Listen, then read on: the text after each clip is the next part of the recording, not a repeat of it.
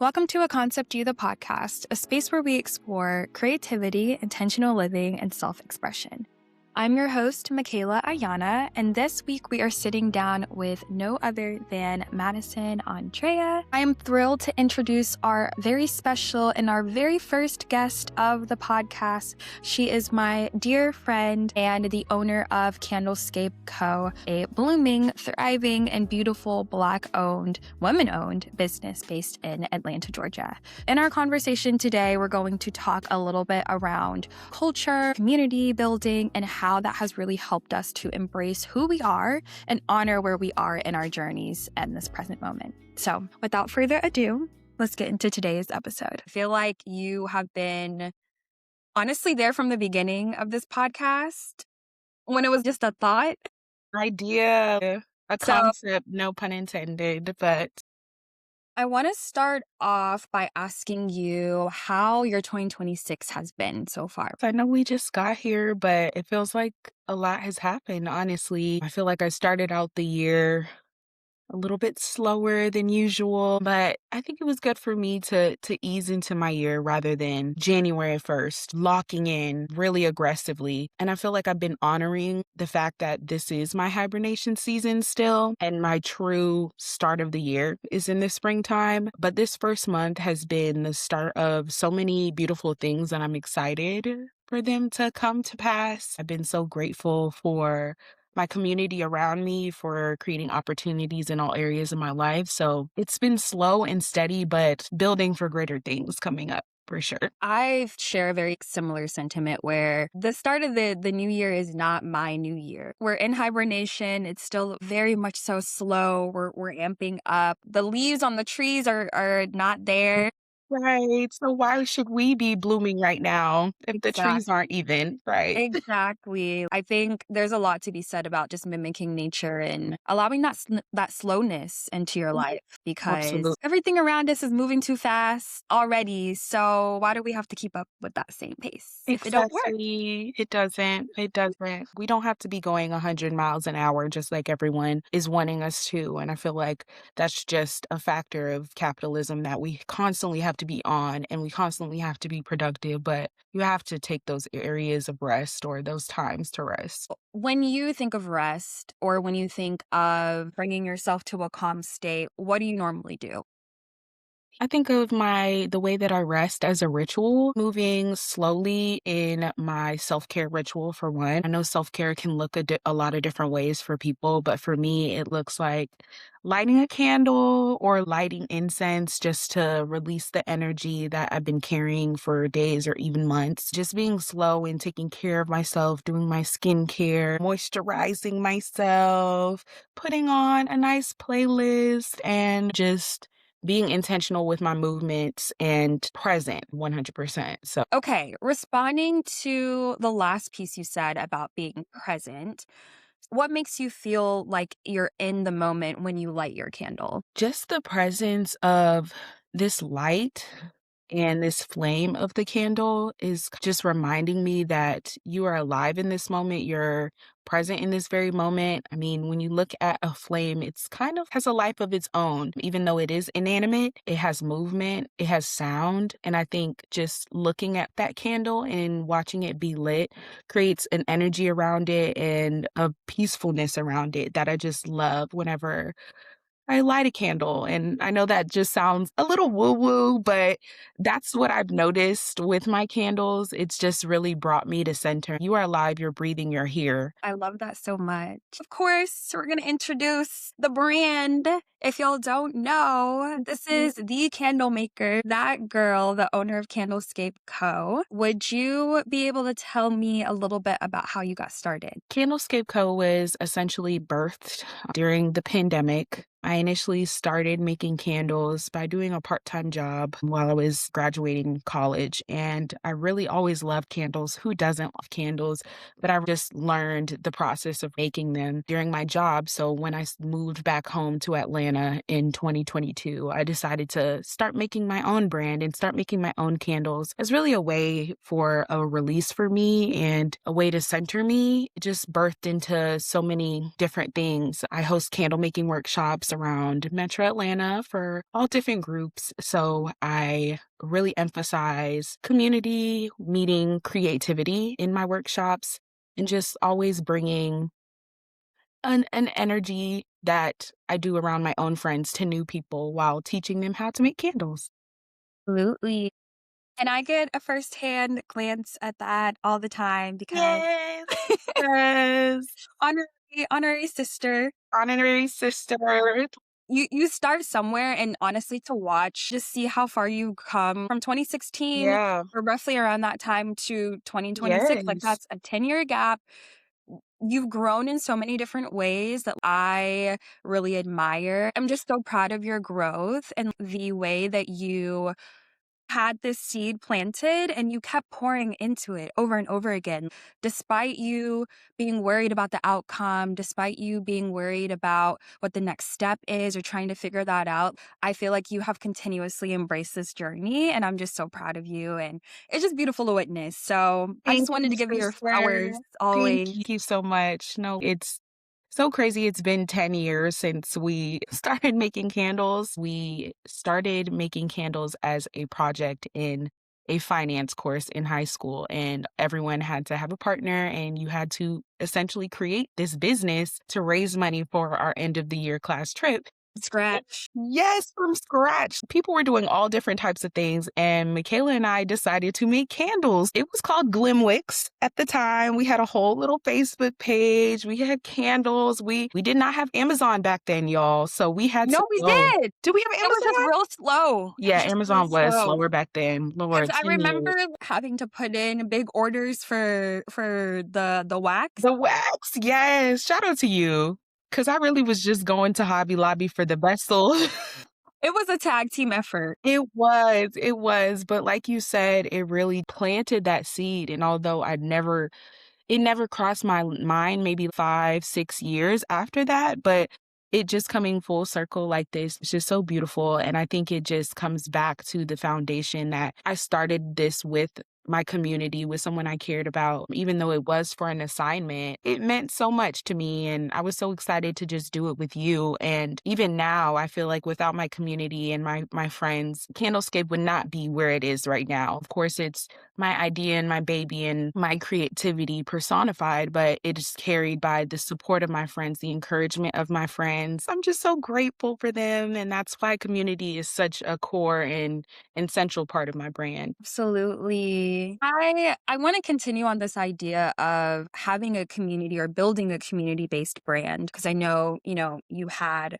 part of it pretty much started, at least from your experience when you were in Philly and then Mhm, moving that to Atlanta and having to kind of build your community personally mhm. while also building it with your business. How has that process or what has that experience been like for you? I think in Philly, it was a little different for me because I didn't have any family or friends when I moved to Philly for college. So I went to Temple University, and although my education was great and I met a lot of great people, it's something different about being in your hometown and just being around the people that you know and who know you personally. When I moved back down here, I was supported again by a lot of my friends, a lot of people who had moved back as well. Shout out to Lid. Yes, in our third, who really helped me expand my community because she was already here in Atlanta. And I was able to meet a lot of different people through the work that she does. She works in film and production. So meeting a lot of people that way. And overall, just Atlanta itself being so centered around Black success, Black business, Black owned businesses. Honestly, it's been seamless. The alignment just continues to happen, even in the moments where I'm like, can I do this? Is this something that's really feasible for me? It's a lot, of course, at being one person. And I do find myself being overwhelmed. But the moment I feel like this is too much, I turn around and someone's there to be like, no, this is amazing. This is beautiful what you have created, and let me help you carry that to a different area. So I've been very, very grateful that it's just been a seamless experience, just expanding my brand and meeting so many different people through different places that I bring my candles or different workshops that I present. It's just been amazing. I'm so blessed and grateful for that, honestly. I love that you have been experiencing in so much alignment because I feel sometimes, at least from the stories that I hear with business owners, Black women business owners, it can be a very uphill battle. And just in day to day life, we already have so many different things going against us, fighting against us. But there is a lot of strength, exactly as you mentioned, with being able to feel I'm carrying the weight of the world. But the moment you pause, the moment you look around, you realize, okay, yes, that might be the case and how I feel, but there are people to my left, there are people to my right who are also Yes, here to share that and carry that with you. So absolutely. I love that you feel that alignment, and especially being home, like ATL ho. For real. I was thinking about the last time I've been in Atlanta, and it definitely has been over a year, but even in that time, I miss being home. I miss my people. I miss being able to drive around and know exactly where I'm I going. know. I miss all of the little memories and things that Mhm. I'm able to create community-wise, Yeah, but I'm glad it's been able to follow us of along. course. This is always your home, girl. You know that. So, on this idea of home, when you think of what makes you feel most at home or most comfortable, what pops in mind for you? Feel like I talk about my friends a lot, but it definitely is my group of friends. I am seen the most in my inner circle. I feel like I am affirmed the most in my inner circle, making me feel at home. And also by my mom and I, the way that we bond currently has been through cooking our traditional food. I am Jamaican, so both of my parents are originally from Jamaica and they came here for college actually. I am a first gen Caribbean, and through that, I have been trying to learn how to make our dishes. And if you know anything, you know it is a process to cook our food. It is amazing. I mean, who doesn't Girl, love Jamaican food? I'm still stuck on the rice and peas. Listen, y'all. I can't cook rice, quiet as kept, but don't tell anybody. I feel most at home as well with cooking foods and learning how to cook foods with my mother. Most recently, I've been learning how to cook codfish fritters and stamp and go. Well, I perfected it if I just toot my own horn. I love a plate, thank Yes, you. I got you, girl, next time you're here. So even though it's simple, it's something that always reminds me of home and something that grounds me into where my people are from, where my ancestors are from, and it just makes me feel so good. Creating that and creating something yummy too. Yes. I love that you brought up your culture. I know that's something that we can relate on very heavily together. I did want to hone in on something that you said around feeling connected to your ancestors, feeling connected to your people, and that being where home is. How do you feel like in creating candlescapes and, doing your rituals and performing your self-care, how do you feel like you carry the guidance of your ancestors with you through all of that? Love that question. I think naturally, I think any Caribbean can attest to the fact that we are a slower moving culture. America has trained us and formed us to be moving 100 miles an hour and focusing on productivity. Whereas in the Caribbean, I mean, besides the fact that we are on this beautiful island surrounded by water, most of us, I find that people are a lot more intentional and take a little bit more time in the way that they do things, in the way that they cook, in the way that they convene and commune together. I feel like that movement is a lot slower and community oriented, and I think it means a lot. Even in the way that we cook, my aunt will cook codfish, ackee, dumpling, plantain, callaloo, all in the morning. And no matter how long it takes, she's just going to do it. It could be in the middle of the week. It's just something that is just part of our culture and the ritual of just coming together around food and each other. So I find that it relates a lot to my candle making in the sense that it's a process. When I'm making candles, it really could take me up to 6 hours just making one batch from making my jars to sealing my jars to pouring my candles to combining those scents. It's all a process, and I feel like each one I have to pour in intentionality to make sure that not only my product is good, but it's filled with what I care about and the intention that I have while making my candles. With your process, what do you feel is the key to making it go smoothly, where you're in that flow, you're locked in, Mhm. you're focusing on what you're doing? What you can share, what you Mhm. feel comfortable sharing? What are your secrets? What keeps you in that flow? For me, it's throwing on a podcast because I love a podcast, y'all. I love listening to any type of commentary, but it really could also just be a curated playlist that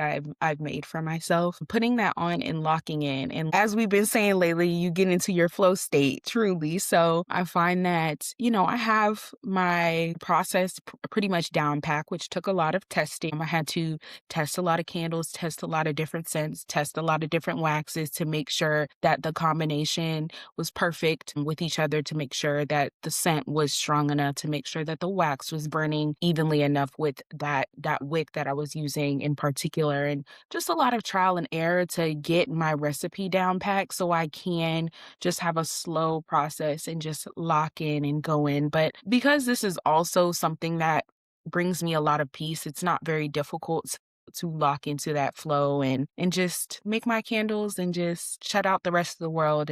Be in your zone of genius. Exactly. Yes, I'm in the lab with it. You have really thought about front to end process on how can I make this both an enjoyable experience for the audience, for the people who are consuming the products, but Mhm. also for myself. And then also health wise, Mhm. how can I make this, good for the economy where it's something that you can reuse again? Exactly. How do I make it earth friendly? I feel like we need more of that in our businesses. Yes. Yes, everything doesn't have to be pumped out and created for, again, productivity and just trying to sell, sell, sell. And I think that's something that I really try to think about when starting my business. And of course, people care about the money making aspect of it. And although it's important to keep the business flowing, I really try to think about every piece of my candle of what makes it unique, but also what makes it something that you can use again. There's hundreds of candle brands, but everyone uses a candle and they finish a candle and then you buy a new candle. It's no different than any other product that we use, water bottles or mugs or like there can be hundreds of different kinds of them, but I believe the uniqueness of it is what sets it apart. And I've really tried to do that with my candles, saying about my jars. For one, that's the one thing I really focused on when I started my brand because I was looking at jars online and everyone's jars kind of looked the same because they were coming from the same wholesaler. On top of the fact, I started my business a little bit after COVID, so shipping was a little wonky. It was not reliable. So it wasn't making sense for me as a business to put my faith into a specific wholesale manufacturer, and creating my own jars not only put me in charge and put me in control of that production, but also made it something unique and something that people can utilize outside of a candle that I also created. So it's something that I really take pride in, and I'm excited that I've been able to bring it to life. Yes. What I caught from that is that you took a moment of adversity of figuring out, hey, this is not the most ideal thing, Mhm, but I'm gonna adapt. I'm gonna try again and I'm gonna, figure out a different route to get to the end result. And I mhm, think because of that, you have been able to learn things about your business. You're being more intentional about what you are implementing because of that. mhm, So I think that speaks to at least something that I've experienced in my own life where I feel like I am on a journey to do something and not everything is going to work out the way that I expect it to work mhm, out. But then when that happens, instead of breaking down, instead of being stuck in that frustrated zone, okay, what can I do now? How can I pivot? How can I make this something that's actually going to work? And I exactly. think that is something I really admire and how you carry yourself Thank you, because friend. I know it's tough. I know it's been a journey Mhm, in a lot of different ways, but I feel like you have really shown what being adaptive, like being fluid, being open mhm. to what you may experience, what you may learn. I Thank love you for that. saying that, Brandon. And I agree with you. The two words that stuck out to me that you said where being adaptable and pivoting in a lot of ways. I've had to do that in my life. I feel like I've lived so many different lives in my 28 years and really just trying to get to the point where I'm at and not even knowing that this is the destination that I was going to come to, but knowing that the experiences that I have faced have been steps and pathways into where I am now, how I even got into creating my own jars. Cause a lot of people are just like, how did you even figure out that you knew how to do this? How did you even learn about this? I originally started making resin crafts. Epoxy resin is essentially a form of acrylic that can be formed with molds, and you can make trays, you can make keychains out of it. I had started out making little trinkets out of it and even selling that and using these different molds to create so many different things. And I just found that medium wasn't working for me anymore. Working with acrylic and those type of chemicals was just not my wheelhouse anymore. I didn't want to do it. And then I discovered concrete did essentially the same exact thing as epoxy with creating these crafts and just taking a mold essentially and creating what you want, just using your imagination with it. And I feel like if it wasn't for me starting with resin crafts, I would not have my candle brand as what it is today. So just trying to learn, taking your creativity in other areas and seeing how it molds and crafts and morphs into something completely different. And I'm trying to remind myself this might not even be your last stop. It could Oh, turn into something completely different. a word. This might not be the last stop. Well, Oh, hold on. We got to sit with that one. yes. Because you're right. This might not be your final form. There is no, of course, there are goals. Of course, there are things that Yeah, we want to achieve. But when it comes to who we are and how we show up, you can change however many times you want. exactly. Whenever you want, there's no Exactly. timeline. You can change your mind. You can explore different things. There's just so much freedom in that. And knowing that you Yes. don't have to box yourself into one thing. Yeah, absolutely. Yes, you have the right to change your mind. That's something that I've been living by a lot because I think a lot of times we can be stuck in the confines of what people in your life, what society tells you you have to be, and it can imprison you. It can imprison you into believing that I can't change, I won't change because that's not what people are expecting when in reality this is your life, this is your journey, this is your individual experience. And you have the right to be whoever you want to be. If you decide to be something completely different tomorrow, so be it. That's your business. Heavy, heavy, heavy on that.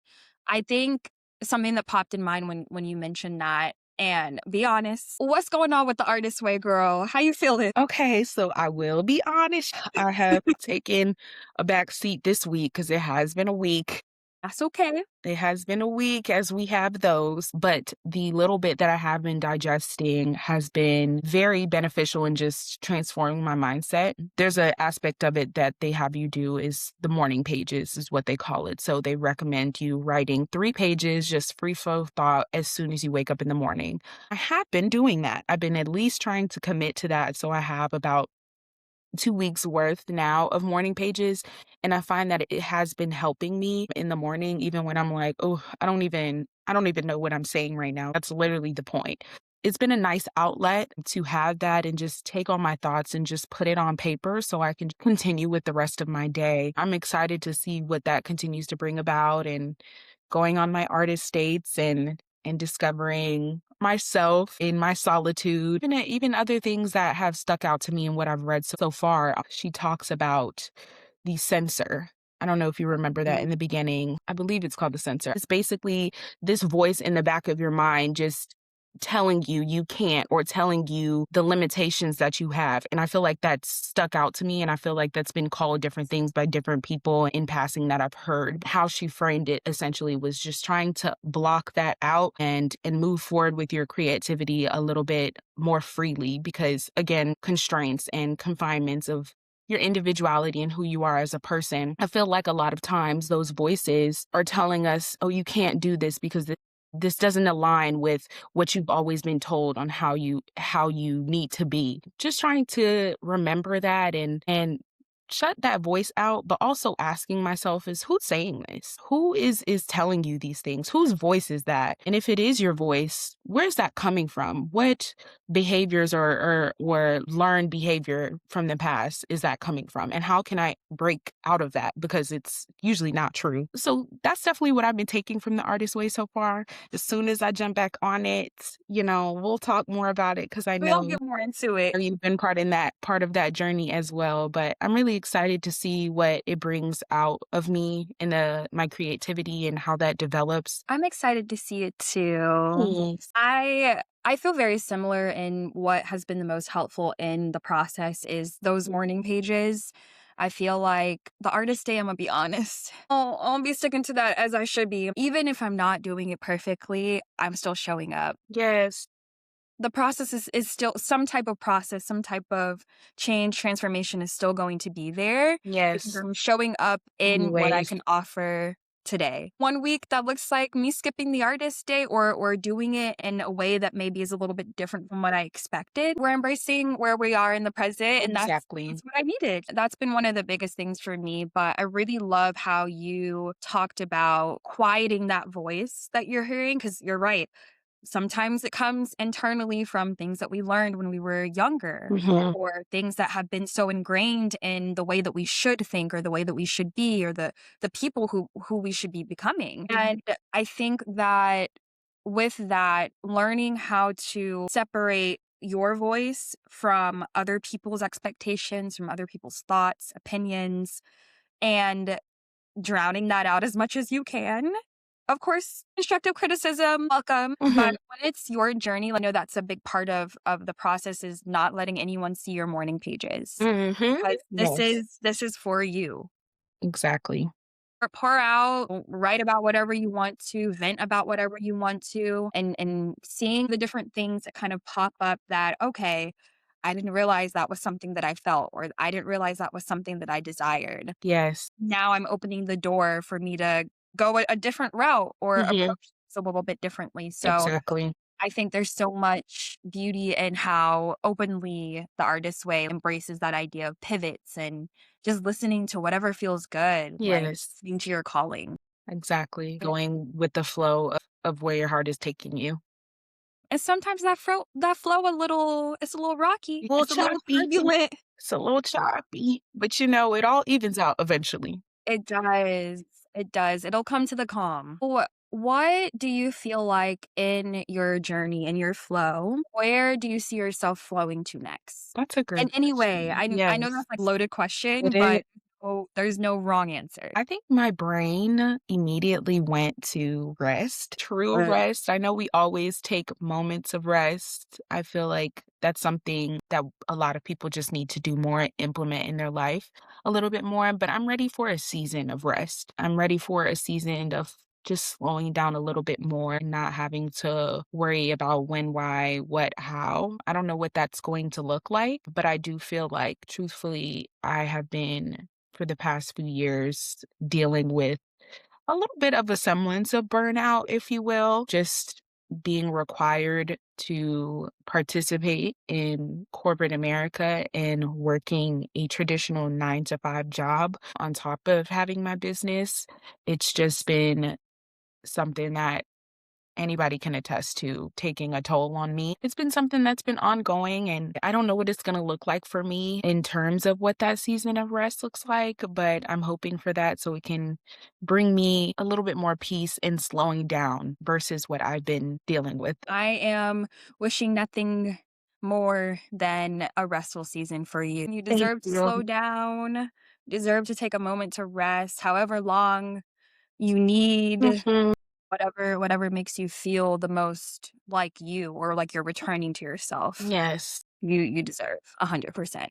Thank you, friend. I feel like, honestly, I echo that burnout feeling. The last couple of months, as you know, Mm. have been a burnout recovery journey. Very serious, very Yes, intentional. I realized that while that recovery is ongoing, it honestly, is. it's ongoing. I thought for a second, so I ended up taking a sabbatical, as you know, Right. from work. And when I had that time period, I had 6 weeks, I was like, we're focusing on resting. I felt like when I returned to my normal or my new normal and that point, I thought, I'm feeling like I'm in a much better space. We're in a different era now. Girl, no, you wasn't. Just a It continuation. was the continuation. And what I'm realizing now that I'm a couple of months, into that burnout recovery is that I'm able to there's this I can't even remember where it was from, but there was this analogy or this visual that I saw someone do where they drew a spiral and Mhm. then they marked some difficult point and it would be like a line that kind of Mhm. interjects from the spiral. But obviously, we're continuing on that spiral and you're going to run Mhm. back into That whatever the same blocker area. is. But instead of stopping, you pivot around it.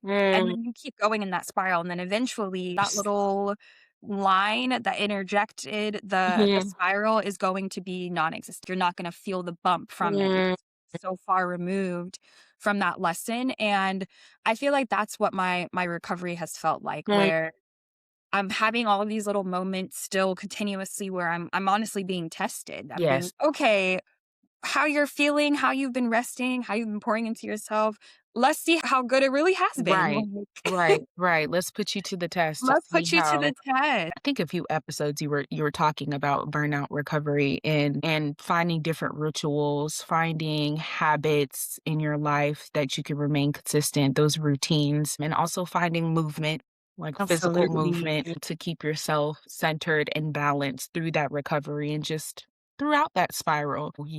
Life goes on. It continues to go on, but like you said, it matters about how you're pivoting and how you're adjusting and how you're recovering through those moments in life that might just knock you off your pivot. It's all about coming back. It was always a return to self Always. over and over again. Yes, to prevent a spiral down. That's actually one of the first terms that Mhm. I learned in my studying is embracing an upward spiral Mm. and having that as a focus center on what I eventually will offer my client. I think emphasizing that as much as possible is I feel like when you're at the bottom of that spiral, it's hard to look up. It's hard to see the end or a further point up Yes. the spiral. It But I feel like in maintaining some type of faith, some type of hope that you will get there eventually you will.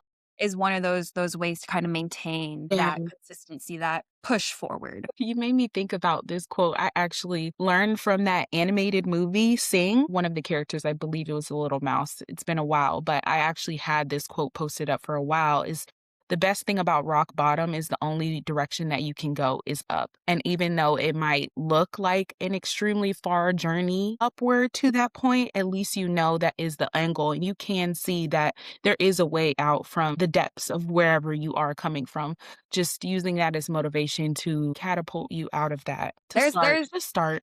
always a way out. Yeah, There's always a way absolutely. out. There's always something we're gonna deal with, Mhm, 100%, mhm. but there's always a way out of that. Yeah, In the spirit of this space, I just really wanna thank you for being so open and so vulnerable in this conversation. you make it so easy. Thank you.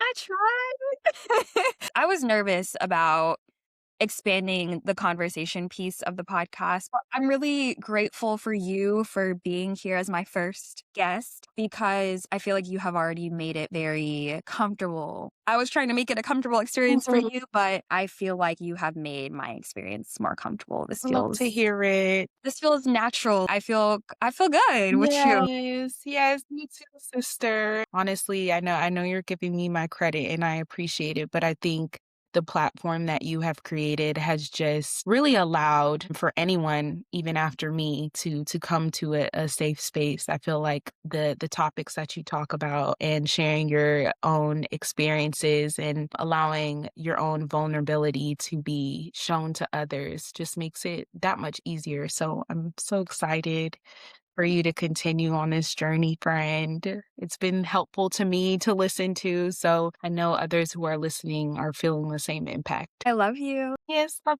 to. The last thing I want to leave you with or ask you about is definitely tying it back to your childhood. Obviously, we are all of the versions of ourselves that we have ever been, and Yes. that has always started with our childhood. Mhm. If your inner child could leave us with something today, what would she say? I feel like little me was so full of joy and so bubbly interacting with the world. I think that she would say, have fun with it. I think that means every sense of the word, just be carefree with it. I think in our childhood, we had a lot of carefreeness, a lot of joy just coming from just being a child. I think the number one thing that came from my childhood is truly having fun and being filled with joy. So I think she would say, just have fun with it. Have fun with it. Mhm.